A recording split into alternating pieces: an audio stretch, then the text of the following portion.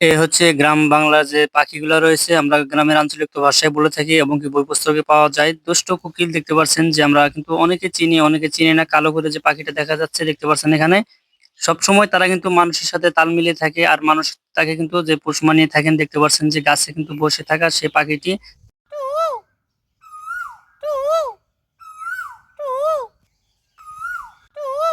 চাচা একাই গাছের তলে বসে দেখতে পাচ্ছেন এখানে যে পাখির সাথে তাল মিলিয়ে সুরটা দিচ্ছেন।